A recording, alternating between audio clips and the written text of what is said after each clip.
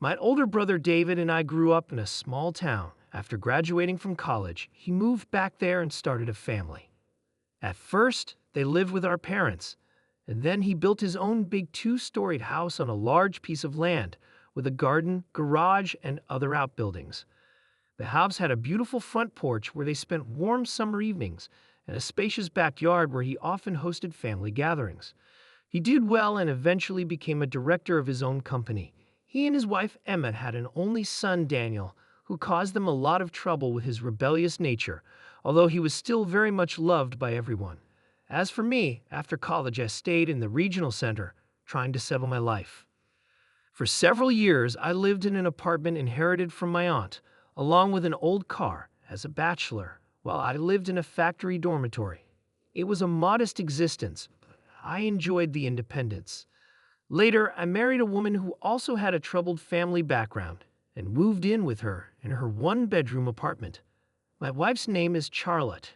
She is 5 years younger than me, looks youthful, like a schoolgirl, and has a lively spirit that attracted me from the beginning.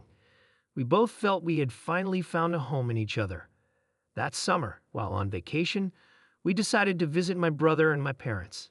It was time to introduce them to my new wife, as we had a quiet wedding with no fanfare, a simple signing at the local registry office.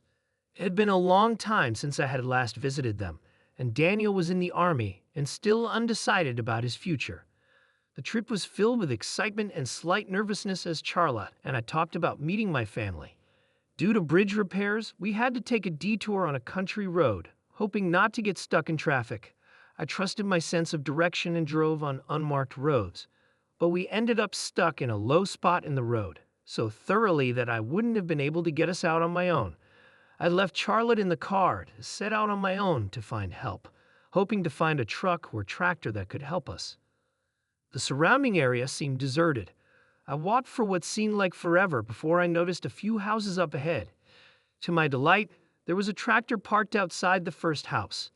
The owner, though clearly drunk and slurring his words, agreed to help for a little money, and soon we were on our way back to my car and his noisy vehicle.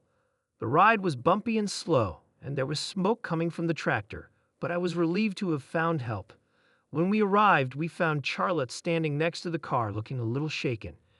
It turned out that while I was gone, 2 guys on a motorcycle had driven up to her. They tried to push the car and asked Charlotte to get out to make it easier, but it didn't work. She said they looked quite harmless, but it was still a nerve-wracking experience for her. The tractor driver managed to pull the car onto solid ground. He instructed us to get back on the main road, and we continued on our way. When we pulled up to my brother's house, I saw the familiar outline of a 2-story building, a flowering garden, and smoke from the chimney. David, Emma, and my parents greeted us warmly when we arrived, though Daniel still wasn't home. I introduced Charlotte and told them of our misadventure, which caused everyone to laugh.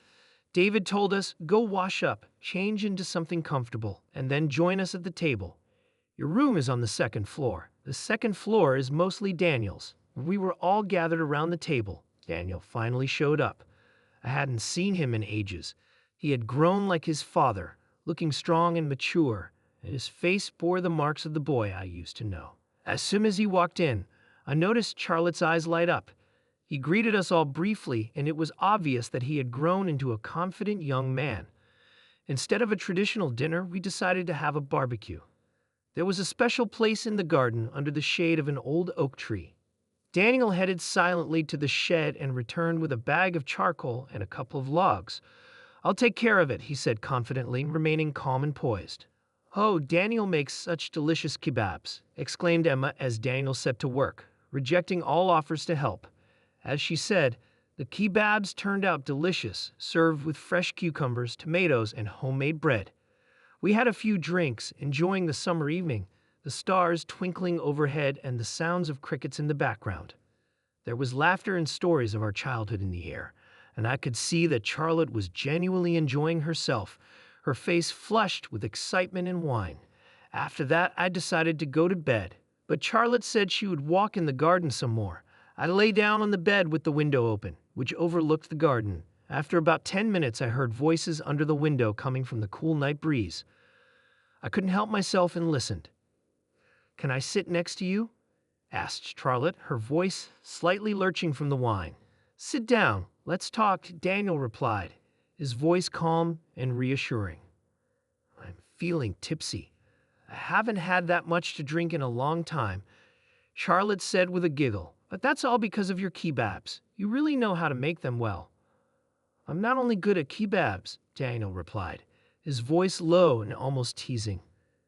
I pretended to be asleep, determined not to make a fuss. After all, no one was taking my wife away from me. The next day it was time to go raspberry picking in the woods, a family tradition I always looked forward to. Charlotte seemed to be in high spirits. She spent a lot of time upstairs, often disappearing to the second floor with Daniel, and seemed to enjoy it. She and Daniel exchanged jokes and seemed to get along very well, sometimes even too well. When we were away, she invited Daniel to visit us sometime, and soon he was visiting us often. Daniel's visits became regular. He would come on weekends, sometimes bringing fresh produce from their vegetable garden, and sometimes just stopping by to say hello. Charlotte seemed to lighten up when he was around, her laughter echoing through our small apartment. I didn't mind at first. He was family, after all. But as time went on, I began to notice how much attention she paid to him. They would sit in the living room for hours and talk while I did other things. There was an undeniable connection between them, something unspoken that seemed to bring them closer together. One evening after Daniel had left, Charlotte seemed unusually quiet. I asked her if everything was okay, and she just smiled and said she was tired. I knew it was best not to press her, but I couldn't shake the feeling that something had changed. Despite my anxiety, I kept telling myself that it was just my imagination, that everything was fine. But deep down, I knew that things weren't the same anymore. The line between family and something more was starting to blur, and I didn't know how to feel about it.